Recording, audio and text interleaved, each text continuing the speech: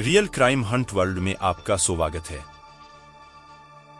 आज की ये कहानी अहमदाबाद के एक नई शादी हुई कपल की है।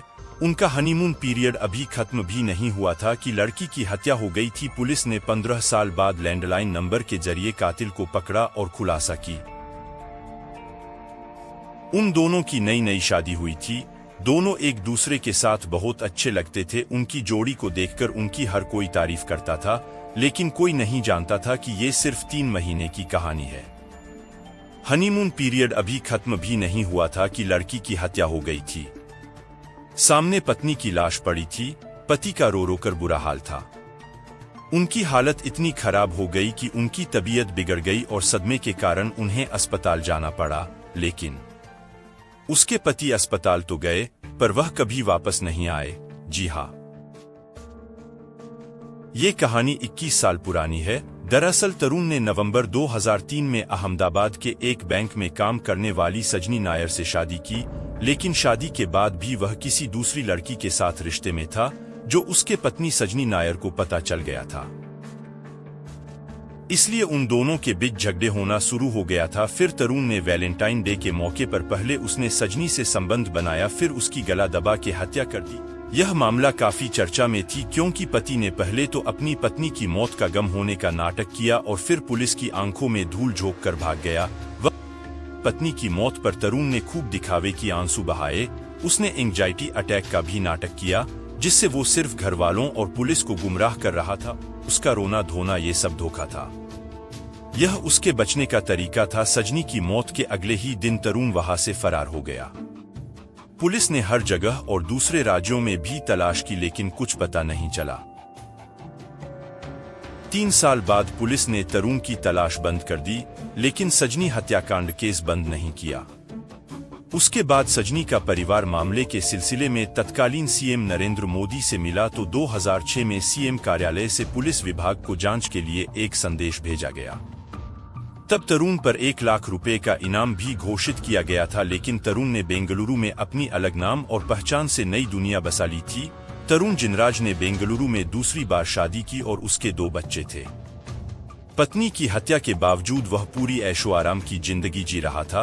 वह अपनी पत्नी और बच्चों के साथ विदेश भी गया। उसने वहां अपना नाम विजय रखा। वह एक कंपनी में सीनियर मैनेजर के पद पर बड़े आराम से काम भी कर रहा था। उसने मान लिया था कि अब पुलिस उसका कुछ नहीं बिगाड़ पाएगी, लेकिन सजनी का परिवार सालों बाद भी अपनी बेटी की मौत को नहीं भूल पाया था। इसी बीच पुलिस की मुलाकात तरुण की गर्लफ्रेंड से हुई। फिर उसने बताया अपनी पत्नी के हत्या के बाद 16 फरवरी को तरुण ने उसे फोन करके शादी के लिए कहा था, लेकिन उसने हत्यारे से शादी करने से इनकार कर दिया था। कई साल बाद 2016 में पुलिस को तरुण की गर्लफ्रेंड से पता चला कि तरुण जैसे शख्स को उसके दोस्तों ने दिल्ली के एक मॉल में देखा था। इस बीच पुलिस ने दोबारा उसके करीबियों की कॉल डिटेल निकाली, तो पता चला कि बेंगलुरु के एक कॉल सेंटर के लैंडलाइन से तरुण की मां को फोन आया था।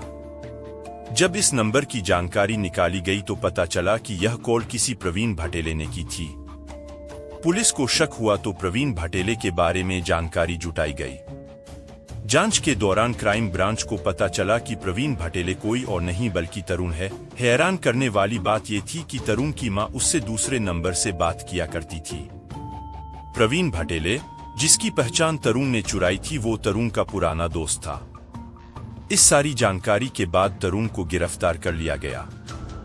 कोर्ट ने तरुण को सजा सुनाई और उसे साबरमती जेल में बंद कर दिया गया। सजनी के परिवार ने भी राहत की सांस ली कि आखिरकार उन्हें 15 साल बाद न्याय मिला, लेकिन कहानी यहीं खत्म नहीं हुई। तरुण जिनराज बहुत चतुर था।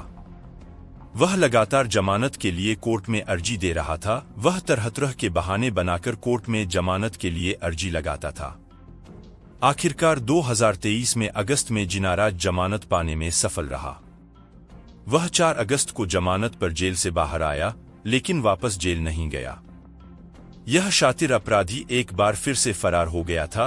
उसे लगा कि इस बार भी वह पुलिस को चकमा दे दिया। वह 2 महीने तक पुलिस से बचता रहा। कुछ दिन बाद अहमदाबाद क्राइम ब्रांच को तरुण जिनराज के दिल्ली में होने की खबर मिली और फिर उसे गिरफ्तार कर लिया गया। दरअसल सजनी की हत्या के बाद वह किसी भी बुजुर्ग व्यक्ति के संपर्क में नहीं था। उसने अपनी एक अलग दुनिया बना ली थी, लेकिन वह हमेशा अपनी मां से बात करता रहता था। इस बार भी ऐसा ही हुआ।